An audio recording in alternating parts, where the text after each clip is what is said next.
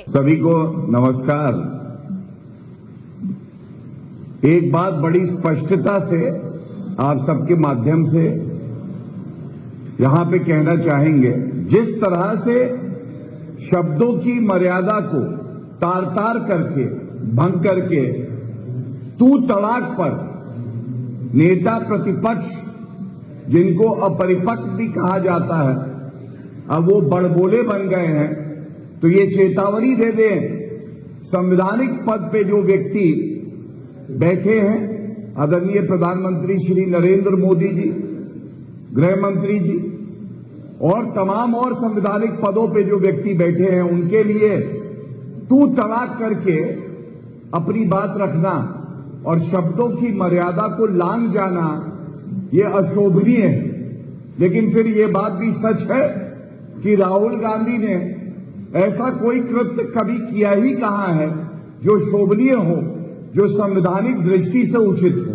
वो अपरिपक्व हैं, गलत भाषा का इस्तेमाल करते हैं और ये कहना गलत नहीं होगा, तू तड़ाक करना अब उनके डीएनए में आ गया है। ये देख के पूरे भारत की जनता और बिहार की जनता आहत है। किस तरह से कल तिरंगे का अपमान हो रहा था राहुल गांधी जी की यात्रा में, और हमें भूलना नहीं चाहिए बिहार की पावन धरती से सबसे ज्यादा शहादत देने वाले हमारे बिहारी आते हैं, जो तिरंगे की आन बान शान के लिए अपने प्राण भी न्यौछावर कर देते हैं। और दूसरी तरफ राहुल गांधी की यात्रा में तिरंगे को पैरों से कुचला जाता है और कोई एक शब्द नहीं कहता है। राहुल गांधी कोई कार्रवाई नहीं करते हैं, ये भी नहीं कहते हैं कि ये बर्दाश्त नहीं किया जाएगा। और एक बात मैं जरूर कहूंगा, एक भारतीय की विचारधारा कुछ भी हो, लेकिन तिरंगे का अपमान वो कभी नहीं सहेगा। तो क्या ये गलत है कहना कि राहुल गांधी आज लगता है घुसपैठियों से घिर गए हैं, जो तिरंगे का भी अपमान करते हैं, बिहार का भी अपमान करते हैं और हमारे देश का भी अपमान करते हैं। इसके साथ एक बात मैं और जोड़ना चाहूंगा। हमने देखा किस तरह से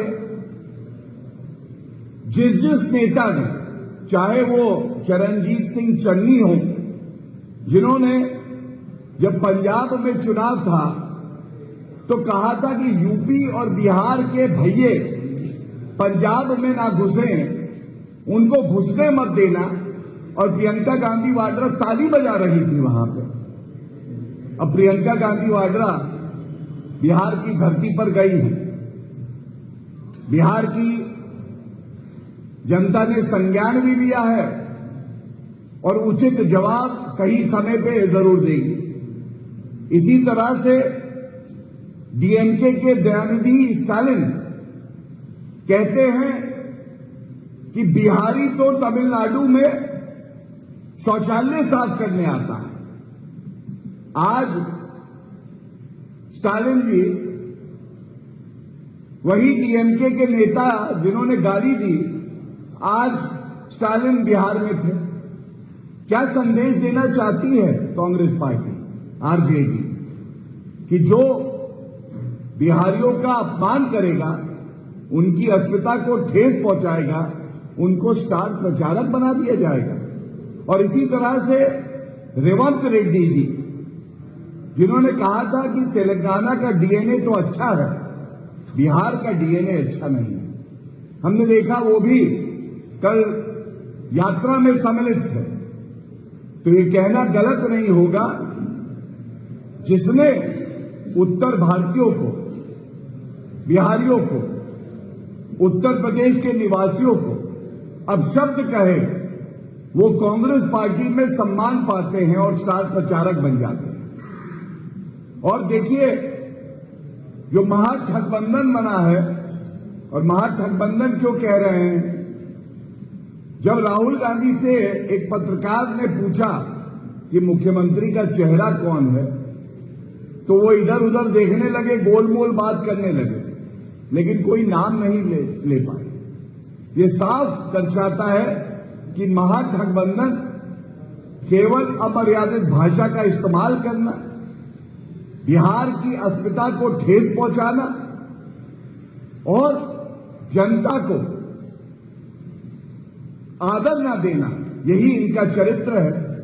और इनका करारा जवाब जनता भी देगी और हम लोग भी इस मुद्दे को पुरजोर तरीके से उठाएंगे, क्योंकि बिहार के सम्मान के साथ कोई समझौता नहीं हो सकता। धन्यवाद। एक सवाल और है, राहुल गांधी ने फिर कहा है, उन्होंने फिर गुजरात मॉडल जो है इकोनॉमिक मॉडल नहीं है, चोरी का मॉडल है, और ये सब उन्होंने रैली में कहा है, तो क्या कहें?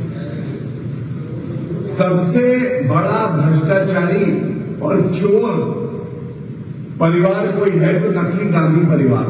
और तथ्य यह है कि भ्रष्टाचार के आरोप पर सोनिया गांधी, राहुल गांधी और रॉबर्ट वाड्रा तीनों बेल पे बाहर हैं। और जो गंगा जल की तरह पवित्र है, आदरणीय प्रधानमंत्री श्री नरेंद्र मोदी जी, जिन्होंने पूर्ण समर्पण केवल जनता की सेवा करने के लिए किया है, उन पर इस तरह के आरोप लगाते हैं बेबुनियाद और अभद्र भाषा का इस्तेमाल करते हैं। और मैं याद दिलाना चाहूंगा, चौकीदार चोर है बोला राहुल गांधी ने, वो चुनाव तो हारे क्योंकि भारत की जनता ने जवाब दिया।